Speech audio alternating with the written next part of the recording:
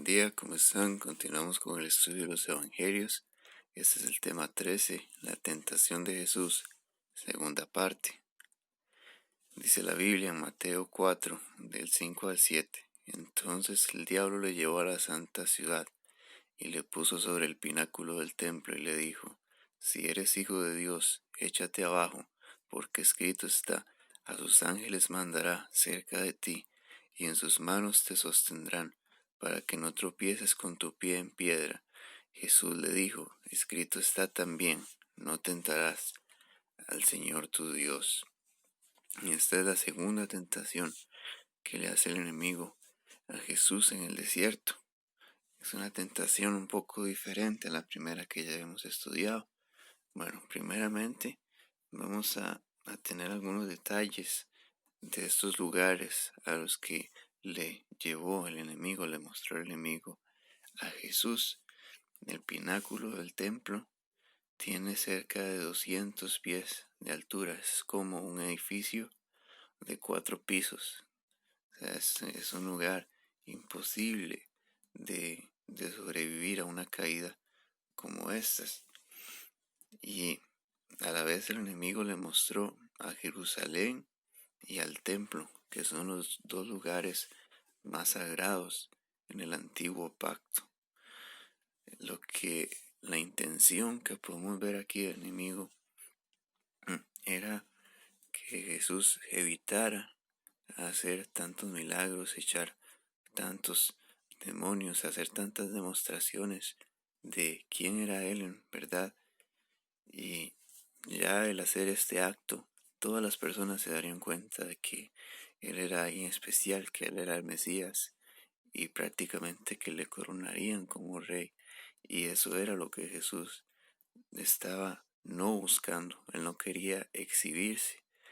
Por eso podemos ver en la palabra que hay ocasiones en las que Él sana a una persona y le dice que no le diga a nadie, porque la intención de Él no es darse a conocer ante la gente, porque le iban a proclamar rey de Israel y esa no era su intención.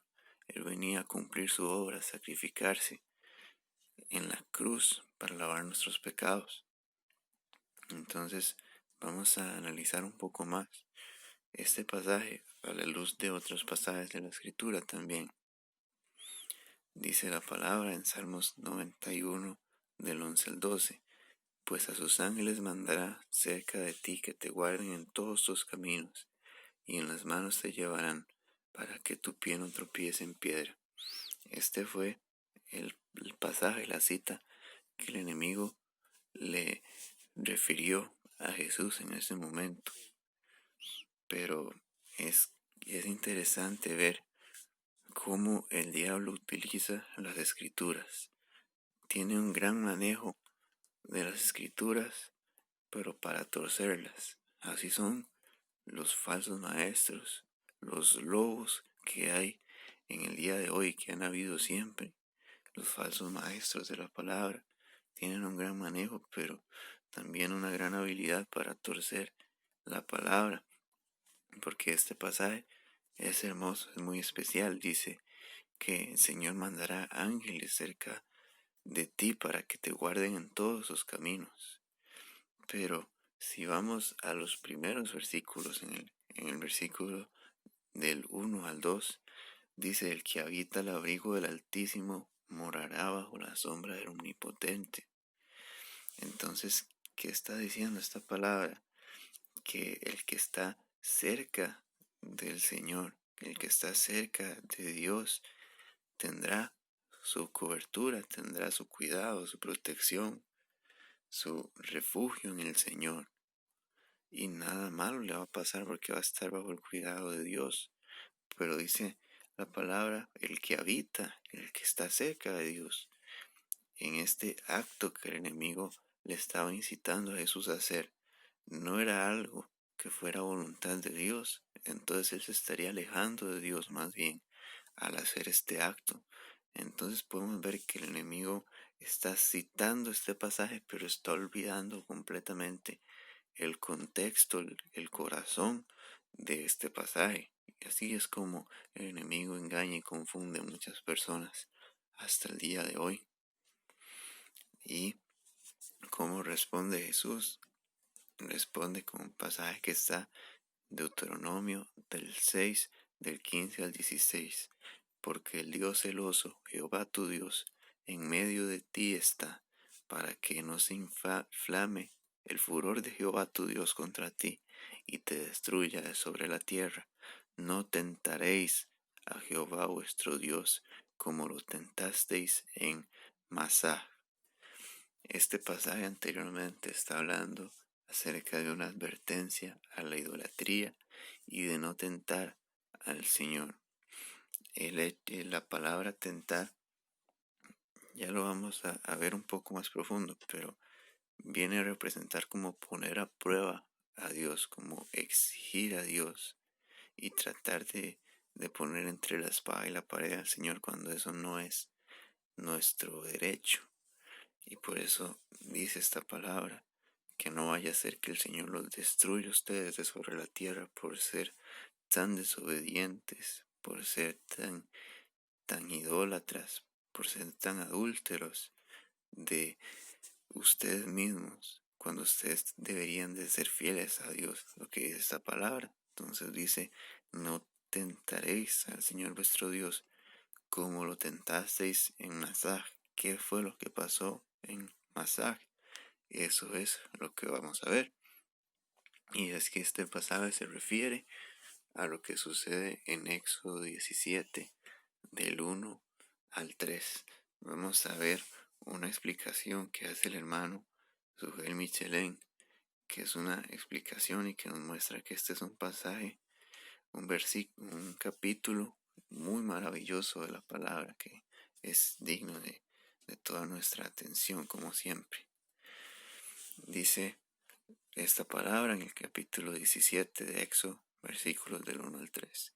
Toda la congregación de los hijos de Israel partió del desierto de Sin por sus jornadas, conforme al mandamiento de Jehová, y acamparon en Refidim, y no había agua para que el pueblo bebiese, y altercó el pueblo con Moisés, y dijeron, danos agua para que bebamos. Y Moisés les dijo, ¿por qué altercáis conmigo? ¿Por qué tentáis a Jehová? Así que el pueblo tuvo allí sed y murmuró contra Moisés y dijo, ¿por qué nos hiciste subir de Egipto para matarnos de sed a nosotros, a nuestros hijos y a nuestros ganados? Bueno, en este momento es que el pueblo de Israel se queja, se enoja con Dios porque en ese momento no tenían agua y se estaba muriendo de sed. En ese momento, en el pasaje dice que se enojan, que altercan con Moisés, pero la verdad es que ellos se enojan con Dios. No pueden pelear con Dios, entonces lo hacen con Moisés, pero esa es la actitud del corazón del hombre carnal que busca culpar a Dios de los errores de ellos, que pretenden juzgar a Dios. Y esto empieza en un momento de crisis, en un momento de dificultad. Dios los lleva al desierto. ¿Para qué? Para probarlos. Eso lo dice la palabra. Los lleva en la ruta más difícil. Y entonces en la dificultad es donde se revela la verdad del corazón humano.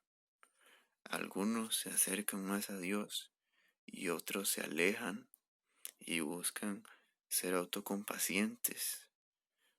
Bueno, tenemos que entender que en el desierto, en ese desierto, una persona se puede deshidratar en cuestión de horas. Era un momento bastante difícil, pero ¿qué tenían que hacer ellos? Tenían que confiar en Dios, tenían que clamar a Él. Ya Dios los había liberado del faraón, les había dado maná, les había dado pan del cielo, pero ellos tomaron la decisión de juzgar a Dios y a Moisés, porque la palabra altercar en el hebreo significa señalar un reclamo o demanda judicial, un litigio. La palabra masaj significa poner a prueba y la palabra meribah significa entablar demanda judicial. Es mucho más que una queja, es mucho más que un enojo lo que está haciendo aquí el pueblo de Israel. Ellos están haciendo una demanda judicial a Dios, están queriendo poner a prueba a Dios. Es más que una queja, están exigiendo a Dios respuesta por la situación en la que ellos están. Es un gran acto de irreverencia, de ingratitud del pueblo de Israel. Y vamos a seguir analizando lo que pasa. Dicen los versículos del 4 al 5. Entonces clamó Moisés a Jehová diciendo: ¿qué haré con este pueblo? De aquí a un poco me apedrearán. Y Jehová dijo a Moisés: pasa delante del pueblo y toma contigo de los ancianos de Israel, y toma también en tu mano la vara con la que golpeaste el río, y ve. En este momento estamos viendo que Moisés dice que estaba viendo ya que el pueblo lo quería apedrear. ¿Qué era? El apedrear a una persona en ese tiempo era la pena capital, era una pena de muerte, apedrear a una persona. Ellos estaban acusando a Dios, como ya vimos, de fallar a su promesa y de abandonarlos. Estaban tratando a Dios como si fuera un traidor. Estaban acusando a Dios y a Moisés de genocidio, de matarlos a ellos. Estaban mostrando una incredulidad, una ingratitud e insolencia, como niños malcriados que no respetan muchas veces a sus padres aun con todo el bien que les hacen. Pero aún así, nosotros no estamos exentos a cometer este pecado. No se trata de juzgar, de señalar al pueblo de Israel por esta actitud, porque nosotros también podemos caer en esta tentación y por algo el enemigo le gusta utilizarlo, le gusta poner en juego la fidelidad de Dios para que un corazón que no está firme acuse a Dios y señale a Dios y juzgue a Dios cuando no estamos en el derecho de hacerlo. Asimismo, dice la palabra en Romanos 1 que hay muchas personas que retienen con mentiras la verdad, que quieren retener, que quieren hacer que Dios se borre del mapa para seguir con sus pecados. Entonces nosotros no estamos lejos de cometer este pecado de juzgar al Señor, de tener una gran incredulidad, de tener una gran insolencia al Señor. Hay muchas personas y una falsa corriente que enseña a ordenar, a decretar, que es prácticamente exigir a Dios que les dé algo, que haga algo. ¿Y quiénes somos nosotros? Eso es también un acto de insolencia, de no saber quiénes somos nosotros y quién es Dios, que Él es el nombre, sobre todo nombre, y que Él es digno de toda nuestra adoración y nunca será el motivo de nuestra queja, sino tenemos que ver en nosotros mismos el mal que hay en nosotros y más bien agradecer a Dios de tanta bondad que tiene Él hacia nosotros. Y en este momento Dios le dice a Moisés que se presente ante el pueblo, pero no como el acusado, sino como el juez. La vara es un símbolo de autoridad que recuerda cómo se hicieron las señales en el Éxodo. Representa el juicio de Dios que ejecutará sentencia. Alguien tenía que ser castigado. En este momento, Dios le dice a Moisés que tome la autoridad que Él le ha dado y que actúe como juez. Y alguien iba a ser juzgado. Debía de ser el pueblo por su insolencia, por su incredulidad, por su ingratitud. Pero ¿quién fue el que fue juzgado? Dice en los versículos del 6 al 7, He aquí yo estaré delante de ti, allí sobre la peña de Oreb, y me golpearás la peña, y saldrán de ella aguas, y beberá el pueblo. Y Moisés lo hizo así en presencia de los ancianos de Israel, y llamó el nombre de aquel lugar Masah y Meribá, por la rencilla de los hijos de Israel, porque tentaron a Jehová diciendo, ¿está pues Jehová entre nosotros o no?